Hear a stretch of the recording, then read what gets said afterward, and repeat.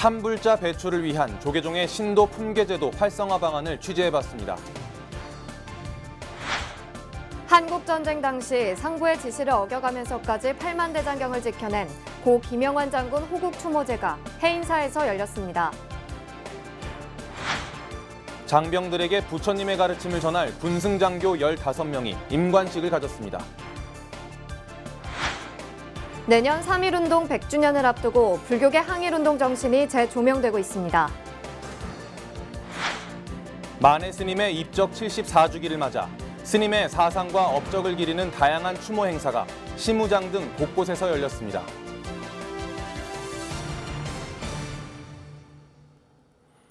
여러분 안녕하십니까? 6월 30일 토요일 BBS 뉴스입니다. 조계종은 신도를 양성하고 신도 조직의 체계화를 위해 신도 품계 제도를 시행하고 있는데요. 하지만 신도들의 참여와 호응이 부진해서 제도 시행의 효과가 기대에 못 미치고 있습니다. 찬불자 배출을 위한 신도 품계 제도 활성화 방안, 서울 기자가 취재해봤습니다. 조계종 포교원이 양질의 신도 양성과 신도 조직의 체계화를 위해 시행하고 있는 신도 품계 제도. 신도의 등급을 발심과 행도, 부동, 선예 등 4단계로 나누고 일정한 교육을 이수하면 승급시키는 것이 특징입니다. 발심 품계는 조계종의 신도로 등록하고 종도로서 첫 발을 내딛는 불자들에게 주어집니다.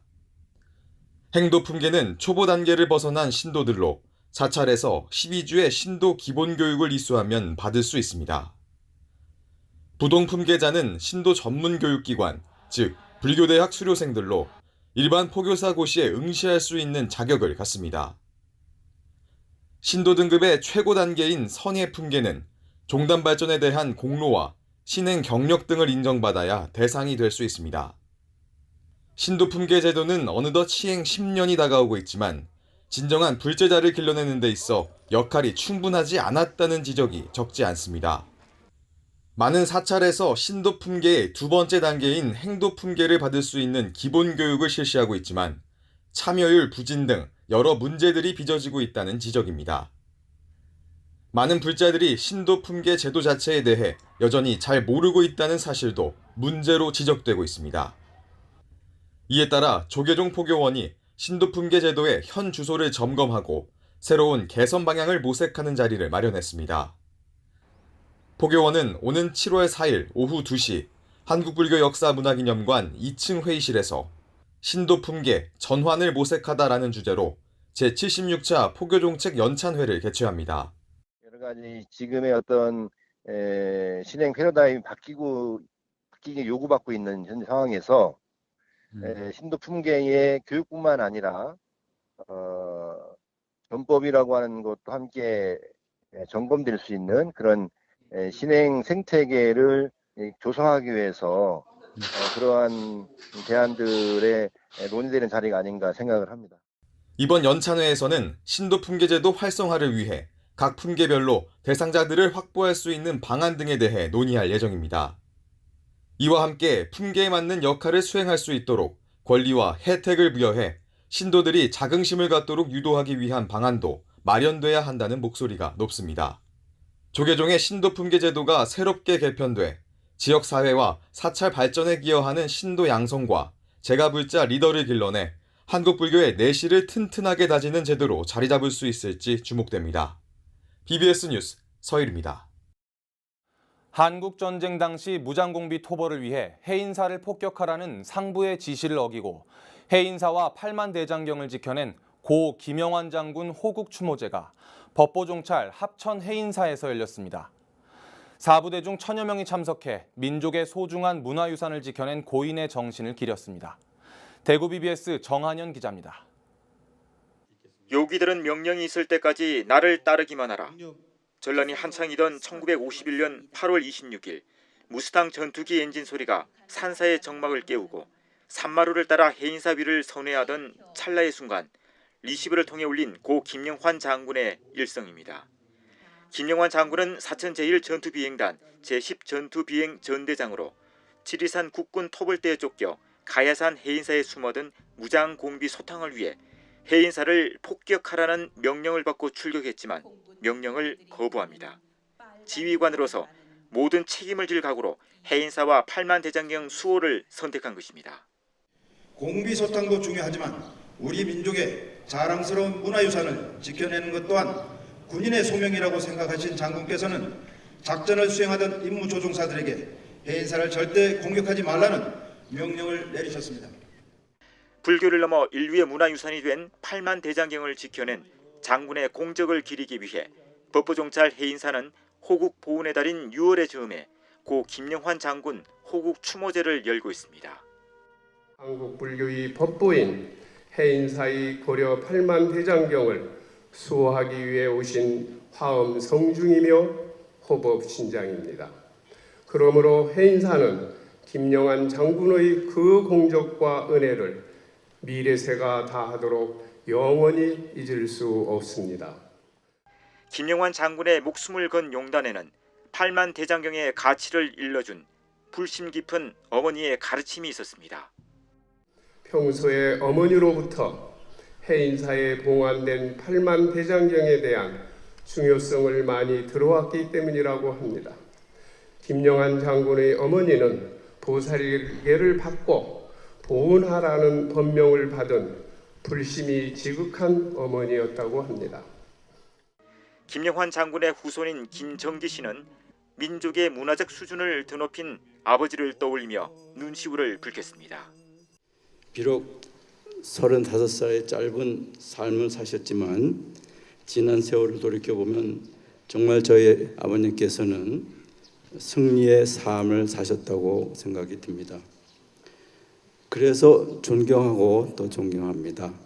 그리고 자랑스럽습니다. 이날 해인사 대적 광전에서 열린 추모제에는 해인 총림 방장 원각 스님과 주지 향적 스님, 6.25 전란 당시 김영환 장군을 도왔던 이강화 예비역 장군, 공군 관계자들과 유가족 등 1000여 명이 참석해 고인의 정신을 기렸습니다. 지난 2010년 정부는 해인사와 8만 대장경을 수호한 공적을 기려 김 장군을 금관문화훈장에 추서했습니다. 전쟁에 참화해서 고 김영환 장군이 보여준 용기는 민족의 문화유산이 어떤 의미를 가지는지 돌아보게 합니다. 법보종찰 해인사에서 BBS 뉴스 정한현입니다. 장병들에게 부처님의 가르침을 전할 군승장교 15명이 임관식을 갖고 전국의 전투부대에 배치됐습니다. 앞으로 군불교의 발전을 이끌어갈 신임 군승들을 미리 만나보시죠. 청주 BBS 이호상 기자의 보도입니다. 나는 대한민국의 장교로서 국가 국민을 위하여 충성을 다하고 엄숙히 선서합니다. 충성! 믿음직하고 늠름한 기상을 뽐내는 이들, 가사와 장삼 대신 멋진 군복을 입은 군승 법사들입니다. 29일 충북 영동 육군 행정종합학교에서 제76기 군종사관 임관식이 열렸습니다. 이날 장교로 임관한 군종은 모두 50명, 이 중 15명이 군승 법사입니다. 이들은 혹독한 군사훈련과 직무교육을 이수하고 멋진 장교 계급장을 달았습니다. 어렵고 힘든 군생활에서 몸과 마음이 지친 장병들의 소리에 귀를 기울이고 따뜻한 마음으로 상처를 치유해주는 여러분들의 손길 하나하나가 장병의 생명을 살리고 우리 군의 전투력을 향상시킬 것입니다. 이 중 12명은 중위로, 3명은 대위로 임관해 6회 공군 각 전투부대에 배치됐습니다. 육군 중위로 임관해 철원 6사단으로 배치된 원선 스님은 교육 성적이 우수해 표창장을 받았습니다. 오늘 임관하는 이 자세와 마음을 가지고 언제 어디서든 어떤 부대를 가든지 군포교에 항상 힘을 쓰는 그런 장교가 되겠습니다. 군승 법사들은 군 장병들을 불법으로 무장시키기 위한 임무를 수행합니다. 임무 수행에 나서기에 앞서 15명의 군승 법사들은 고불식을 갖고 전법 의지를 다졌습니다. 자랑스러운 부처님의 제자로서 수행자의 본분을 지키며 군 불교의 발전을 위해 우리 군승 법사님들의 길을 걷겠다는 여러분의 선택이 더욱 빛나고 존경받을 수 있도록 숭고한 초심을 잃지 않기를 당부드립니다. 올해로 군승 파송 50주년을 맞았습니다. 군승 장교들로 인해 대한민국 국방에 부처님의 말씀이 단단히 뿌리내리고 있습니다. BBS 뉴스 이호상입니다. 내년이면 3.1운동이 일어난 지 100주년이 되는데요. 불교계의 항일운동의 발자취를 재조명하고 현대적 계승을 모색하는 자리가 마련됐습니다. 보도에 정영석 기자입니다. 일제강점기 때 빼앗긴 나라를 되찾기 위해 의병들이 활동할 당시 불교계의 역할을 재조명하는 자리가 마련됐습니다. 불교의 나라사랑 정신을 꾸준히 연구하고 있는 불교사회연구소는 불교계의 3.1운동과 항일운동을 주제로 학술 세미나를 열었습니다. 학계 전문가들은 산간에 위치한 불교의 사찰을 주목했습니다. 한동민 수원화성박물관장은 사찰이 의병과 일본군 모두에게 중요한 군사적 요충지였다고 강조합니다. 특히 산간 지역에 있는 이제 큰 사찰들이 적게는 30명에서 많게는 이제 몇백 명까지도 이제 주둔할 수 있는 수경지로서 또 주둔지로서 활용이 됐고 또 그렇게 또 인식이 됐고 또 의병뿐만 아니라 그러니까 의병을 탄압하는 일본군조차도 이제 이러한 사찰에 대한 이제 효과적인 이제 활용. 의병과 일본군 양쪽으로부터 경제적, 심리적 압박을 받아야 했던 불교 사찰들. 이 때문에 스님들은 사찰을 보호하기 위한 자구책 마련에 나서게 됩니다. 일본군으로부터 또 다른 한편으로는 그 의병으로부터 동시에 어떤 괴롭힘을 당하고 있는 상황 등을 그려내고 계시고 자구책 마련이라는 것도 상당히 불교계의 중요한 어떠한 목적으로서 자리 잡게 되는 상황을 서술하셨습니다. 조계종의 전국 교구본사들이 독립운동을 펼치기에 좋은 곳으로 지목됐다는 주장도 설득력을 얻고 있습니다. 대중이 한데 모일 수 있고 만세운동을 비밀리에 기획할 수 있는 최적의 장소였다는 겁니다. 이들이 각 지방으로 내려가서 3월 7일 날 범어사를 시작으로 해서 13일 통도사, 30일 동화사, 그리고 31일 해인사, 그리고 4월 4일 표충사 만세운동을 전개하기에 이르릅니다. 이처럼 불교계의 항일운동은 한국 근현대 불교사에 있어 중요한 위상을 지니고 있습니다. 내년이면 3.1 독립운동 100주년을 맞는 가운데 불교계 항일운동의 정신과 가치를 재조명하는 작업이 반드시 이루어져야 한다는 목소리가 커지고 있습니다.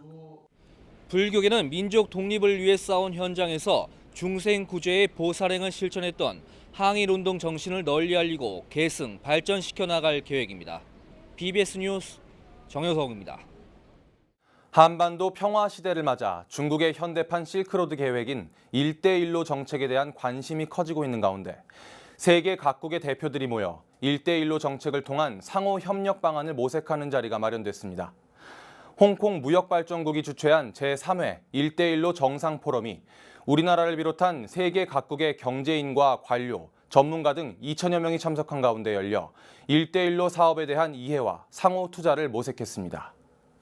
이번 1대1로 포럼을 계기로 실크로드를 통해 유라시아 발전을 도모하는 중국의 1대1로 정책과 우리 정부의 신북방, 신남방 정책이 연계돼 동북아 경제협력과 한반도 평화를 이루자는 목소리가 힘을 얻을 것으로 관측됩니다. 행사에는 최관심 홍콩 신화그룹 회장과 송국평 한국중화총상회 회장, 박창범 BBS 불교방송 경영자문위원장 겸 대한우슈협회 회장, 선상신 BBS 불교방송 사장 등이 참석했습니다.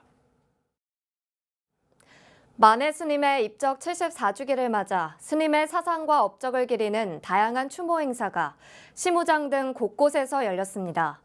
참석자들은 만해 스님의 가르침을 이어받아 한반도의 평화를 정착시키고 한국 불교의 중흥을 다짐했습니다. 조윤정 기자입니다. 조국 독립을 위해 몸을 던진 독립운동가이자 님의 침묵과 같은 아름다운 시를 쓴 유명 시인이며 한국 불교를 바로 세우기 위해 선화관을 설립하는 등 불교 중흥에도 앞장섰던 만해 스님. 재단법인 선화관과 성북문화원이 만해 스님의 입적 74주기를 맞아 서울 성북동 시무장에서 추모 달해제를 봉행했습니다. 저희 재단은 설립조사의 한 분이신 만해 스님의 정신과 뜻을 계승하고 발전시켜서 이 시대의 거울로 삼고자 매년 추모 행사를 봉행을 하고 있습니다. 시무장은 만해 스님이 직접 지어 입적하실 때까지 머물렀던 곳으로 불교에서 수행을 통해 본성을 깨닫는 10단계의 과정을 비유해 설명한 시무도에서 이름을 따왔습니다. 일제강점기 조선총독부는 만해 스님에게 창씨 개명만 하면 성북동 일대의 모든 토지를 주겠다고 회유했지만 만해 선사는 총독부를 보기 싫다면서 북향으로 집을 지은 곳이 바로 시무장입니다. 만해 한용운 선생님이 서거하셨던 이곳이 우리 민족에게는 새로운 출발을 상징하는 그리고 실질적으로 만들어가는 그런 장소로 우리가 만들어 가야 되겠다 그렇게 생각합니다. 특히 시무장에서 열린 추모 달해제에는 만해 스님의 딸 한영숙 여사도 함께 자리에 의미를 더했습니다. 선학원은 이와 함께 서울 AW 컨벤션 센터에서 만해 스님 74주기 추모제를 열고 선사의 발자취를 되새겼습니다. 참석자들은 만해 스님의 정신을 계승해 국민 통합의 원동력으로 삼을 것을 다짐했습니다. 애국 애족 정신은 오늘날 우리나라가 안고 있는 여러 갈등과 분열을 극복하고 온 국민이 화합하고 희망의 대한민국으로 나아가는 국민 통합의 원동력이 될 것입니다. 3.1운동 100주년을 앞두고 한반도 평화정착에 대한 기대가 높아지고 있는 가운데 만해 스님이 남긴 나라사랑 정신과 불교 중흥에 대한 의지는 우리에게 큰 울림을 주고 있습니다. 서울 성북동 시무장에서 BBS 뉴스 조윤정입니다. 인문학과 예술 분야에서 오랜 역사와 전통을 자랑하는 동국대학교가 최근 이공계대학 평가에서도 높은 순위를 기록했습니다. 동국대학교는 최근 한국경제신문과 글로벌 리서치가 실시한 2018 이공계대학 평가에서 3년 연속 종합 11위에 올랐습니다. 특히 정량평가에서는 서울대와 고려대 등을 제치고 8위에 올랐고 공학계열 부문 평가에서는 11위, 취업률 4위, 창업학생 비율 6위 등 전반적으로 우수한 성적을 거뒀습니다. 안상수 자유한국당 혁신비상대책위원회 준비위원장이 BBS 불교방송 후원 조직인 만공회에 가입했습니다. 안상수 위원장은 서울 마포 BBS 본사를 방문해 BBS가 추진하는 상암동 글로벌 미디어 센터 건립불사 등에 깊은 관심을 표하며 만공회에 가입했습니다. 안 위원장은 만공회 출범 초기인 2년 전쯤 BBS 사옥을 방문한 기억을 떠올리면서 2년여 만에 만공회 회원이 5만 명을 돌파한 것은 놀라운 일이라고 격려했습니다. 그러면서 미디어 환경 변화와 광고 시장 악화로 경영에 어려움을 겪는 대다수 언론사에게 만공회는 획기적인 돌파구가 될 수 있는 모델이라고 평가했습니다. 돌에 화엄경의 문구를 새긴 화엄석경을 아시나요? 통일신라시대에 조성된 화엄석경은 구례 화엄사의 대표적인 문화재인데요. 화엄사가 동국대학교와 함께 학술 세미나를 열고 화엄석경의 보존과 활용 방안을 논의했습니다. 보도에 홍진호 기자입니다. 지리산 자락에 위치한 조계종 제19교구본사 구례 화엄사는 신라 화엄 10찰 가운데 하나인 유서 깊은 사찰입니다. 그렇다면 천년고찰 화엄사는 어떻게 창건됐을까? 최현식 동국대 교수는 화엄석경을 주제로 열린 학술 세미나에서 화엄사는 8세기 중반 화엄학이 신라 불교계의 주류로 새롭게 등장하면서 창건됐다고 밝혔습니다. 특히 영기법세에 의해 창건된 화엄사는 화엄경만을 중시하는 의상계 화엄학파에 이어 대승기신론을 함께 중시한 융합적 화엄교학의 사상적 근거지가 됐다고 강조했습니다. 화엄사는 8세기 중엽에 화엄학이 신라 불교계의 주류적 흐름으로 새롭게 등장하는 가운데 그러한 흐름을 주도한 연기법사에 의해서 창건된 것으로 볼 수 있을 것입니다. 통일신라 당시에 화엄경의 문구를 돌에 새긴 화엄석경은 1970년대 말 각항전 건립불사를 하면서 발견됐습니다. 이는 근래 보기 드문 매우 중요한 문화재이지만 무려 14,000여 편에 달하는 화엄석경의 복원이라는 과제까지 새롭게 등장했습니다. 화엄사 주지 덕문 스님은 사회적 관심 속에 이제 문화재는 단순히 역사 속 유물이 아니라 문화 콘텐츠로 새롭게 태어나고 있다며 복원을 넘어 활용에 대한 강한 의지를 드러냈습니다.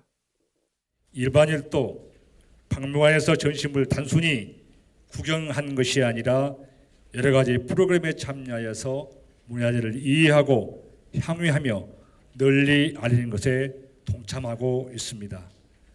이 화엄사에서는 화엄석경 파편에 대한 보존 관리와 더불어서 화엄석경을 어떻게 복원할 것이고 어떤 다양한 콘텐츠로 활용할 수 있는지에 대한 세미나에서는 화엄 석경 편들에 나타난 복원의 단서와 문제점 고찰과 ICT 기술을 이용한 화엄 석경 복원과 활용 방안 등이 발표되고 논의됐습니다.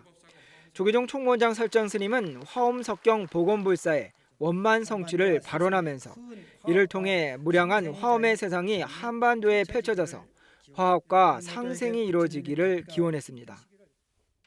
화엄석경을 다시 조성하고 복원하는 불사가 사부 대중의 노력으로 원만히 성취되기를 간절히 기원합니다.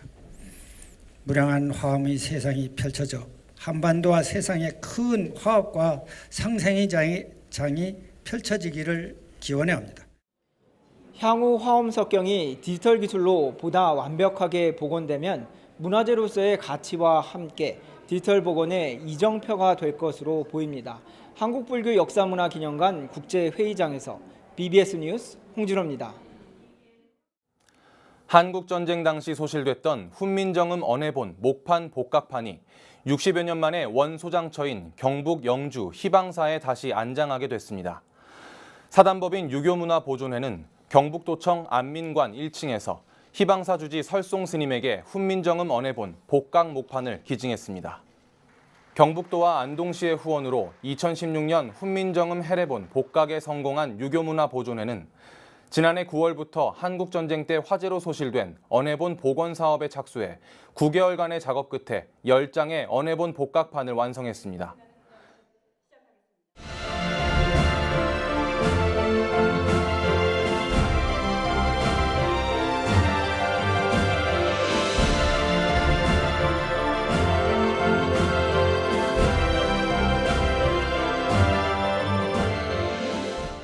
다음은 BBS 뉴스가 마련한 연중기획 보도, 불자열전, 우리 시대의 불자들 순서입니다.